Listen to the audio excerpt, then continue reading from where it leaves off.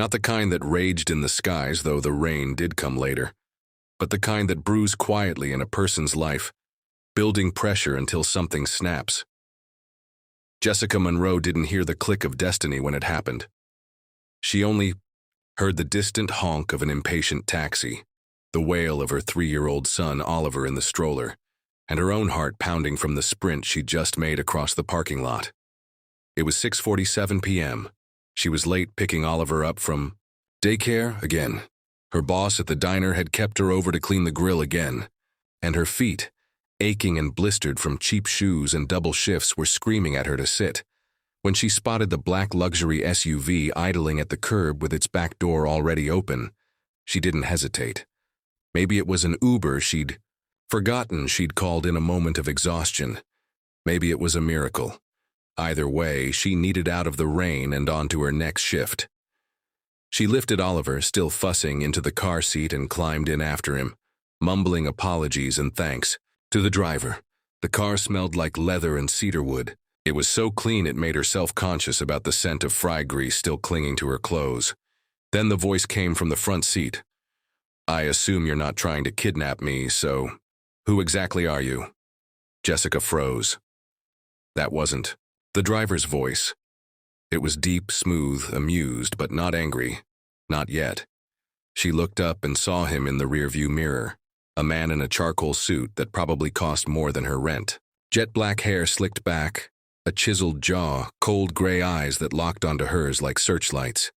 Her mouth went dry. I thought this was my ride. I must have... Oh my God. I'm so sorry." He didn't move, didn't even blink. "Do I look like a chauffeur to you?" No, I swear, I saw the car, the door was open, and my son was crying and I'm late for work and..." She stopped, her voice cracking under the weight of too many apologies. Oliver whimpered and kicked the back of the passenger seat, drawing the man's gaze. Jessica fumbled with the door handle. "I'll get out, I'm really sorry, this won't happen again." But as she reached for the handle, the man's voice stopped her. "Wait." She turned back, heart hammering. He was studying her now, not with disdain, but with something more. Curious. His eyes dropped to Oliver, then back to her. "It's pouring out there," he said. "Where were you headed?" Jessica hesitated. She didn't like talking to strangers, especially not powerful-looking, judgmental ones, but she was too tired to lie. "The R&R diner on 5th. I've got the night shift. That's at least 20 blocks from here. I walk." "In this weather, with a toddler?" She straightened her shoulders. "I've done worse." He looked at her again. There was something unsettling in how long he held her gaze, as if reading her life story behind her eyes. Then he leaned forward and tapped something on a sleek console screen. "James," he said, presumably to a driver she hadn't even noticed behind the tinted divider. "Change of plans. Take us to the R&R diner on 5th. Jessica blinked. "What?" No, I can't let you do that. I made a mistake. I shouldn't be in this car." He glanced back. "You already are. And if I let you out, you'll miss your shift, get fired, and probably catch pneumonia. Consider this my good deed of the year." Her instinct screamed to say no, but her feet, her soaked clothes, and the tightening grip of financial anxiety told her to shut up and accept the ride. "Okay," she said quietly. The SUV slid smoothly into the city traffic, cocooned in luxury and silence. Jessica held Oliver in her lap, trying to keep him quiet and herself invisible. But the man kept stealing glances at her, curious, calculating. "What's your name?" he asked after a minute. Jessica Monroe. "And your son?" "Oliver." He nodded. "I'm Lucas Grant." The name hit her like a jolt of electricity. She knew that name. Everyone did. Lucas Grant, CEO of Grant Tech Industries. Billionaire, infamous bachelor, ruthless deal-maker. She was in the car with that Lucas Grant, her hands clenched tighter around Oliver. What would someone like him want with someone like her? He probably had an assistant to pick lint off his suit, jackets, let alone deal with a drenched waitress and her fussy kid. As if reading her thoughts, Lucas spoke again. "You've had a hard day." Jessica let out a humorless laugh. That obvious, huh? You look like someone who's carrying the weight of the world and pretending it doesn't crush you. That caught her off guard. Being a single mom is a hell of a job, he added, his voice lower now, less corporate, more human. Jessica looked at him, really looked, and for a moment, he wasn't a billionaire. He was just a man, a tired one, maybe even a lonely one. She didn't reply. She couldn't trust his kindness. Not yet. The car pulled up in front of the diner. Jessica started to open the door. "Wait," Lucas said again. "What time do you get off?" "Midnight." He nodded, then pulled a business card from his inner pocket and handed it to her. It was thick, embossed. Too fancy to be real. "If you get stuck again, call this number, day or night." She stared at the card. "Why would you do that?" He gave a small smile. "Maybe I like rooting for underdogs." Jessica didn't know what to say. She just nodded, whispered another thank you, and stepped out into the rain. She worked the shift in a daze. Every time a black car passed the diner window, her heart leapt. But Lucas Grant didn't come back that night, not yet. The card burned a hole in her pocket. Jessica Monroe stared at it long after her shift ended, while the other waitresses clocked out with gossip and laughter.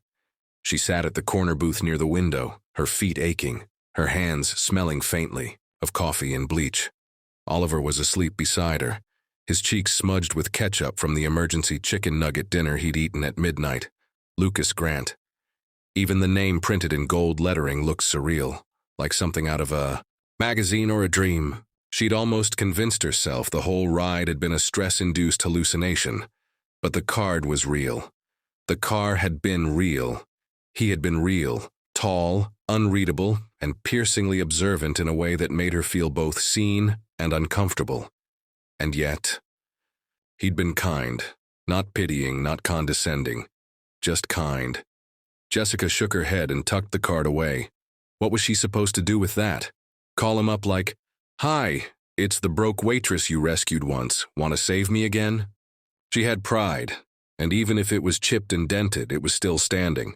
She carried Oliver out into the crisp night air, her jacket pulled tightly around them both. Her apartment was 12 blocks away, and her bus pass had expired. Again. She walked in silence past flickering streetlights and shuttered convenience stores, past alley cats and the muffled thump of late-night parties from better neighborhoods. By the time she reached her building, a sad, sagging structure that smelled of mold and boiled cabbage, her arms were numb from holding Oliver, and her soul felt hollowed out. The elevator was broken. Again. 3 flights of stairs later, she unlocked the door to their one bedroom, stepped over a pile of junk mail, and gently placed Oliver in their shared bed. The radiator clicked and clanged like it might give up for good, and the only working light flickered like a dying firefly. She changed into sweatpants, boiled some water for instant noodles, and sat at the cracked counter staring at the card. Again, Lucas Grant, a man with more power than a city mayor, a man who probably hadn't eaten instant noodles since college, if ever.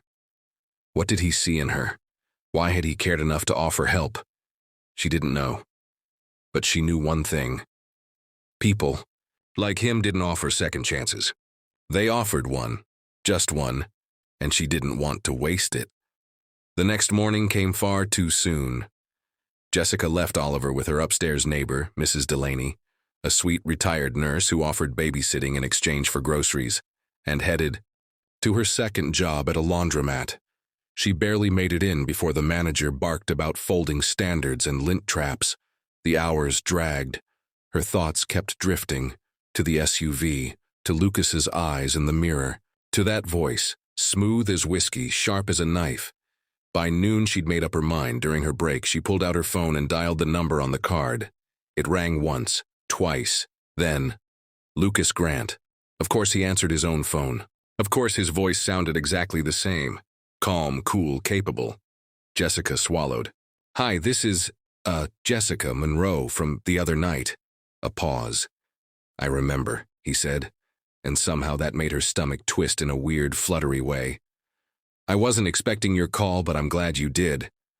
Are you all right?" "I'm fine," she said quickly. Listen, I don't want a handout, that's not why I'm calling. But if there's something I can do, maybe as a thank you, or even a job, I'm good with people. I work hard. I need a change. For me and my son. There was a long silence. Then he said, "Do you have a pen?" She scrambled for a receipt and a half-dead pen. Yeah. He gave her an address. Midtown. Glass buildings and valet parking and marble lobbies kind of midtown. Tomorrow morning, 9 sharp. Bring a resume, doesn't have to be fancy, just honest. What kind of job is it? We'll discuss that tomorrow. And just like that, the call ended. Jessica stared at the phone like it had just morphed into gold. This was, real. This was happening. She didn't sleep that night. She redid her resume twice and settled on a modest ironed blouse with her only pair of decent slacks. She borrowed Mrs. Delaney's flats. At 8 a.m. sharp, she left Oliver with a hug and a promise she might be late. Then she caught the earliest bus into a world she hadn't stepped into since her early 20s, back when she still had ambition and illusions. The building Lucas had directed her to towered over the street like a glass giant. She pushed through the revolving doors into a lobby that smelled like money and orchids. A receptionist, all cheekbones and sleek hair, greeted her with a professional nod. "Jessica Monroe, Mr. Grant is expecting you. Top floor." The elevator whooshed her up so fast her ears popped. When the doors opened, it was into another world. Polished wood floors, expansive windows showing off the city skyline, and silence. Expensive, purposeful silence. Lucas stood at the far end of the office. No suit today. Dark jeans, a crisp button-up shirt rolled at the sleeves, and a watch that probably cost more than her monthly rent. He smiled faintly as she approached. "You're punctual." "I try," she said, breathless. "This place is wow." "Overcompensating, probably," he said, gesturing for her to sit. She did, stiffly, clutching her resume like a shield. "I had my assistant pull your background," he said, not unkindly. "No surprises, except maybe how hard you've worked." "For how little reward," she flushed. "Like I said, I don't want pity." "Good, because I'm not offering it." He slid a folder across the desk. "This is a real offer. Assistant to the head of PR. Entry level, yes, but it pays double what you're making at both your current jobs. Health benefits. Childcare stipend." Jessica blinked at the papers, her brain short-circuiting. "Why?" Lucas leaned forward, hands clasped. "Because I know talent when I see it, because you impressed me, and because, frankly, I need someone around here who remembers what the real world looks like." She stared at him. He wasn't flirting. He wasn't manipulating. He meant it. This was real. Her throat tightened. "I don't know what to say." "Say yes," he said, standing. "Start Monday." She stood too, suddenly a little dizzy. "Thank you, I mean it, you won't regret this." "I better not," he said with a smirk. "Oh, and Jessica?" She turned back at the door. "I like underdogs, but I like winners even more. Let's see what you can do." If not for the giant G logo etched into the glass doors, Jessica would have thought she was dreaming. She stood in the Grant Tech lobby Monday morning, dressed in a thrifted navy blue blazer and charcoal slacks, both dry cleaned at home, with an iron and hope. Her resume folder was tucked under one arm, though she had already handed it in. What she hadn't handed over yet was her fear. "You don't belong here. You're just a diner waitress in borrowed clothes. They'll see right through you." But Oliver's picture in her wallet whispered louder. "You're doing this for him, and you earned it." "Ms. Monroe?" A cheerful voice chimed. A young woman with bright eyes and an even brighter blazer approached her from the reception desk. "Hi, I'm Amelia, head of PR. Lucas told me all about you. We're thrilled to have you." Jessica blinked. "Lucas told you what exactly?" Amelia laughed. "That you're sharp, reliable, and not a yes woman, and that you don't scare easy." That didn't sound like the version of her Jessica had met in the mirror an hour ago. But she smiled politely and followed Amelia through a maze of sleek glass offices and collaborative lounges that looked more like hotel lobbies than workspaces. They passed departments labeled Tech Strategy, Venture Design, Innovation Labs. Every corner buzzed with quiet intensity. Young professionals tapping on tablets, screens glowing with world-changing code, and conference rooms where sharp-looking people discussed futures Jessica hadn't dared. Imagine. Her assigned workspace was modest but tasteful. A desk near the corner with a skyline view. A company-issued laptop, and a fresh cup of coffee already waiting. "Lucas doesn't usually hire from outside our pool," Amelia said, settling into the chair opposite hers. "So I'm guessing you made one hell of a first impression." Jessica smiled awkwardly. "I just got in his car by accident." Amelia blinked. "Excuse me," Jessica quickly added. "Long story. I was having a really bad day and I mistook his SUV for my Uber. My son was crying, I was soaked and late for work. I guess he took pity on me." Amelia grinned, leaning back. "Wow, that's the most Lucas thing I've ever heard. Cold as steel in boardrooms, but give him a woman with a kid in trouble and suddenly he's a knight in Armani." Jessica didn't know what to say to that. She didn't want to believe she was a charity case. But Lucas had made it clear he believed. Somehow, Amelia handed her a binder labeled Orientation. "Read this over today. Familiarize yourself with the company voice and ongoing PR campaigns. Tomorrow you'll sit in on strategy sessions. The workload's intense, but your job is mostly to keep me organized. Manage communications, schedule media responses, flag anything urgent. If you survive me, you'll be just fine." Jessica smirked. "I've survived toddler tantrums and working 2 shifts on 3 hours of sleep. I think I'll manage." "I like you already," Amelia laughed. "Welcome to Grant Tech." Jessica spent the day bouncing between awe and imposter syndrome. There was so much to learn. Terminology, workflows, tech platforms with names that sounded like Greek gods. But there was also something she hadn't expected. Joy. Real. Buzzing. Excitement. She'd spent so long in survival mode that she forgot what it felt like to be part of something bigger than just making it to tomorrow. She wasn't just punching a clock. She was building something, learning, contributing. For the first time in years, her brain lit up in a way that had nothing to do with panic. At lunchtime, she sat in the employee cafe. Yes, cafe, not break room, with floor-to-ceiling windows and actual chef-prepared meals. The chicken quinoa bowl in front of her was better than anything she could have cooked at home.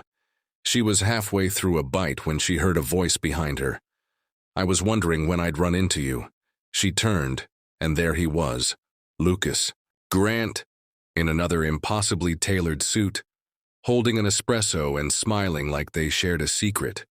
"Did you just sneak up on me?" she asked, trying to keep her voice light. Her pulse quickened anyway. "I walk silently. It's a CEO thing." He motioned to the empty chair across from her. "May I?" She nodded, and he sat down with the kind of relaxed confidence that made everyone else in the room seem a little off balance. "How's day 1?" he asked. Jessica looked down at her tray. "Better than the first day of any job I've ever had. Though I'm still half convinced this is some long con and Ashton Kutcher is going to pop out with a camera." Lucas chuckled. And for a moment, the billionaire facade slipped. There was a real man under all that polish, tired maybe, lonely definitely, but real, no prank. "You belong here, Jessica," he said, his tone unexpectedly gentle. "Trust me." Her eyes met his and something passed between them, something unspoken but undeniable. "Why did you help me that day?" she asked suddenly, unable to stop herself. Lucas looked at her for a long beat, then said, "Because once, a long time ago, I was the one who needed help. And no one offered." The vulnerability in his voice surprised her. She wanted to ask more, but something told her this wasn't the place. Instead, she nodded. "Well, thank you. Again. You're welcome." He glanced at her tray. "Also, don't miss the lemon tart. It's life-changing." And then just like that he stood and walked away, leaving her breathless in his wake. The rest of the week passed in a blur of learning curves and late-night reading. Jessica devoured everything Amelia threw at her. She stayed late, came in early, even volunteered to help with a press release rewrite that Amelia had dreaded. By Friday, she was running meetings solo and fielding media requests like she'd been born for it. More than once, she caught Lucas watching her from afar, through glass walls, across hallways. His gaze wasn't possessive, but it was intense, like he was trying to figure her out, or maybe he already had. Friday evening, after another successful pitch session, Amelia patted her on the back. "You're killing it, Monroe." "I don't say that lightly," Jessica beamed. "Thanks, it feels good. Go home, celebrate, hug that adorable kid. You've earned your weekend." Jessica gathered her things, her body tired but her spirit high. She stepped outside into the dusky city air, halfway to the bus stop when a sleek black SUV pulled up. The window rolled down. Lucas. He leaned over the console, smiling just slightly. "Need a ride?" This time she didn't hesitate. She opened the door and got in. The inside of Lucas's SUV still smelled faintly of leather and cedarwood, the scent that had become oddly comforting to Jessica over the past week. As the door closed behind her, it felt almost like coming home. He glanced over at her with that unreadable expression of his, one hand on the steering wheel, the other resting casually on the gear shift. "Rough day?" She let out a half laugh. "Not rough, just full. I think I've read more press releases this week than I've read books in the last year." "That sounds like progress. It sounds like an eye-strain lawsuit waiting to happen," she joked, rubbing her temples. "But yes, progress." He pulled smoothly into traffic. The silence between them wasn't awkward, it was weighty, thoughtful. Lucas wasn't one to fill silence with chatter, and oddly enough, Jessica appreciated that. After years of working customer service jobs, dodging leering comments and forced politeness, his restraint felt respectful, safe. She glanced at him, from the corner of her eye. His jaw was tense, his gaze fixed forward. "You okay?" she asked. He nodded once, then sighed. "Board's breathing down my neck about the Jupiter deal." "Jupiter?" "A startup we're trying to acquire. Cybersecurity. They've got the tech, but their CEO's an arrogant little shark who thinks he can hold out for a better offer. Every day that passes, he gets more press, more leverage. The board wants me to sweeten the pot. I'd rather walk away." "Because you hate losing. Because I hate being manipulated," he said, and there was a flicker of something dark in his voice. Then it was gone, replaced by his usual calm. "Anyway, enough. About me, what about you? Big weekend plans?" Jessica snorted. "Yeah, wild times. Grocery shopping, laundry, trying to convince my 4-year-old that vegetables aren't poison." Lucas grinned. "Thrilling. Don't be jealous. Not everyone gets to watch Paw Patrol marathons in their pajamas. I'll try to contain my envy." A beat passed. Jessica hesitated, then asked, "Do you ever, I don't know, miss it, normal stuff?" Lucas glanced at her again, his expression unreadable. "Define normal. Like dinners that don't come with a menu, rooms that don't have 10-foot ceilings, kids screaming in the background, dishes in the sink, chaos. The messy, noisy stuff." He was quiet for a long time, then, "Sometimes, but that kind of noise, it left my life a long time ago." She studied him, sensing the edge in his voice, the pain carefully buried under layers of control. "You don't talk." "About your family," she said softly. "Not much to say. Must have been somebody who raised you. An uncle, technically, emotionally. A cold room and a private tutor." He paused, then said, "I built my first company before I was 20. Had my first hostile takeover before 23. I didn't have time for family. And now," his jaw clenched slightly, "now I have more money than I could ever spend and more silence than I know what to do with." Jessica looked out the window, digesting that. "Sounds lonely." He didn't reply. The SUV pulled up to her building. Lucas parked but didn't unlock the doors immediately. She turned to him, surprised. "You're walking me in?" "I thought I might meet Oliver." Jessica blinked. "You want to meet my kid?" "I've heard a lot about him," Lucas said simply. Seems only fair I meet your better half. She hesitated. Not because she didn't trust Lucas, she did, more than she wanted to admit, but because letting someone into her home felt intimate in a way she wasn't sure she was ready for. Still, he had earned this. Okay, she said finally. But don't say I didn't warn you. He's got more energy than Wall Street on a caffeine drip. Lucas smiled. I've faced billion-dollar lawsuits. I think I can handle a 4-year-old. Oliver was in full superhero mode when they walked in, cape-flying action figures mid-battle on the couch. He looked up as Jessica entered, then froze when he saw Lucas. Who's that? He asked, wide-eyed. This, Jessica said, setting down. Her purse is Mr. Lucas, he's Mommy's boss. Lucas crouched down to Oliver's level, extending a hand. Nice to meet you, Oliver. I've heard you're very brave. Oliver looked at him skeptically, then slowly extended his hand and shook. I'm Batman today, but sometimes I'm Spider-Man. Lucas nodded seriously. Excellent choices, very strategic. Jessica watched as her son, usually shy around new people, warmed to Lucas with surprising ease. Within minutes he was showing him his toy cars, telling him about his favorite dinosaur, and explaining which superheroes could beat which. Lucas listened intently, asking smart questions and even letting Oliver climb into his lap. It was surreal.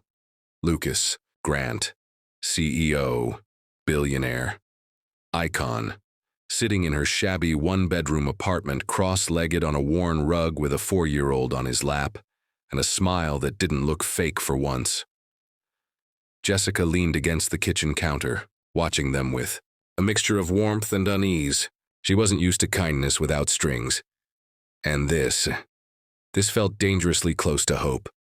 After an hour, she walked Lucas out. Thanks for that, she said, closing the door behind them. He doesn't open up to people like that. Not easily. Lucas gave a soft smile. He's a great kid. He'll be something big one day. Like you? He shrugged. Maybe better. They stood in silence for a moment, the city humming around them. Then Lucas stepped a little closer, not enough to crowd her, but enough to make her heartbeat stumble. You've changed things, Jessica, he said quietly. More than I expected. At the office. For me. She swallowed. This, whatever this is, we're from very different worlds, Lucas. I know. I'm not a project and I'm not fragile. I know. So, what do you want from me? Lucas looked at her, his gaze steady. I don't know yet, but I want to find out. And then, before she could think or speak, he gently reached up and tucked a loose strand of hair behind her ear. Her breath hitched. Good night, Jessica. Then he turned and walked to his car, leaving her heart thudding in her chest and 1,000 questions racing through her head. Jessica hadn't slept much. After Lucas left that night, her brain ran laps around itself, dissecting every word he said, every look, every tiny moment that could have meant nothing, or everything. You've changed things, Jessica, more than I expected. I don't know what I want. But I want to find out. She wasn't foolish. She knew the kind of man Lucas Grant was. He could have any woman he wanted, models or moguls, CEOs or senators' daughters. And yet, he had looked at her, the broke single mom with second-hand clothes, and late rent, like she was something rare. Was it pity? Curiosity? Or something real? And what scared her more than anything was that a part of her wanted it to be real. Monday came like a tidal wave. Jessica walked into the office early as usual, to avoid looking like the new girl still catching up. But when she reached her desk, Amelia was already there, eyes wide, phone to her ear, fingers flying over her keyboard. Jessica raised a brow. Crisis? Amelia nodded, barely looking up. Lucas just lost the Jupiter deal. CEO sold to Apex Systems overnight. Exclusive. Jessica's stomach dropped. He walked away from it? No, he wanted the deal. Apex outbid him last minute by offering company equity and a board seat. Amelia sighed, finally hanging up. Lucas is furious. Canceled all meetings for the day. Jessica sat slowly, processing. The Jupiter acquisition had been all over the PR strategy documents. Lucas had positioned it as Grant Tech's leap into cybersecurity dominance. Losing it wasn't just a business loss, it was a strategic humiliation. She leaned in. "Is that going to blow back on you?" Amelia gave a tight smile. "Oh, honey, everything blows back on PR eventually." As the morning wore on, tension gripped the entire floor like static in the air. Whispers passed between glass offices. Assistants typed faster, and several department heads seemed to vanish completely. It felt like the whole company was holding its breath. Jessica hadn't seen Lucas all morning, but around noon, a message pinged on her screen. Grant, come to my office, now." Her stomach turned a little. She smoothed her blouse, tucked a pen behind her ear like armor, and headed down the hallway. His office was darker than usual, blinds drawn, the city skyline reduced to slivers of light. Lucas sat behind his desk, staring at a folder of documents. His tie was loosened, his hair slightly tousled. He looked more like a man in battle than a billionaire in charge. "Close the door," he said. She obeyed, heart racing. "Sit." She did, folding her hands in her lap. "I heard about Jupiter." His jaw ticked. "You read about it, you mean? It's already in the press." Jessica hesitated. "I'm sorry. I know how much it meant to the company." Lucas leaned back, his eyes dark. "It's not the loss that pisses me off, it's the leak. Apex knew our offer structure, knew exactly what to counter." Jessica blinked. "You think someone here?" "I know someone here," he snapped, "and I'm going to find out who." She hesitated. "Can I help?" His eyes flicked up. "Why would you want to?" "Because I care. About this job. About you." It slipped out before she could stop it. Lucas's gaze softened, just slightly. "You're not like them, you know. Them being the climbers, the sycophants, the people who pretend to care until it benefits them not to." Jessica gave a small smile. "Maybe because I've got more important things to climb, like rent and stability and daycare." A corner of his mouth twitched. "That's what makes you dangerous." "To who? Apex?" "To me," he said quietly. The air between them shifted. He stood slowly and crossed to the window, cracking the blinds to let in the muted skyline. Jessica could see the tension rolling off his shoulders like smoke. "I built this company from nothing," he said after a beat. "I've lost friends. Time, health, and probably a liver from the stress.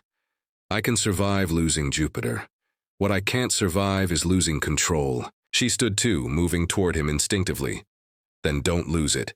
He turned. They were close, closer than they'd ever been. "I let you in," he said. "Do you understand that? I don't let anyone in. I didn't ask to be let in," she whispered. "I just got in the wrong car." He laughed, low and bitter. "Best mistake I ever made." Then in the silence that followed, he reached for her, and she didn't stop him. It wasn't a kiss, not quite, but it was an almost kiss, a moment where their faces hovered inches apart, breath mingling, hearts pounding, the air charged with the kind of electricity that crackled louder than words. His hand brushed her cheek, her fingers touched his wrist. Then, knock, knock, knock, they both jolted apart. "Lucas?" It was Amelia, voice tense. "You need to see this, now." He straightened.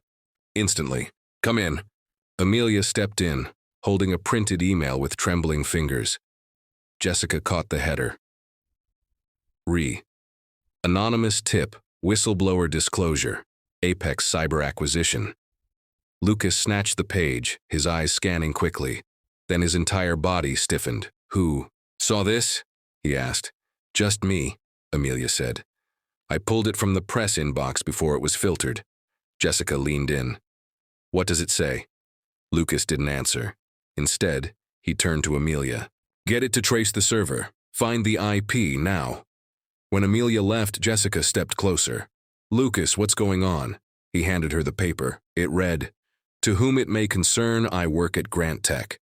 The CEO has been hiding financial irregularities, tied to off-book expenditures for over 6 months. The loss of the Jupiter deal was not incompetence. It was sabotage. I have documentation. Apex Systems will be vindicated. This is only the beginning. A friend. Inside Jessica's breath caught. Is any of that true? He looked at her, eyes hard. No, but it doesn't matter. The damage is done. That night, Jessica sat on her couch holding Oliver close, her mind spinning. Something dark was unfolding at Grant Tech, and for the first time since she'd met Lucas, she didn't know if she could trust him completely, or worse, if someone else inside the company knew exactly how much she meant to him, and was using that against him. She tucked Oliver into bed and pulled out her phone. There was a single message from Lucas. "We're not safe. Not yet. Watch your back." Her fingers trembled as she locked the screen. Her life had changed forever. Yes, but now the question wasn't how. It was whether it would change for better, or something far more dangerous.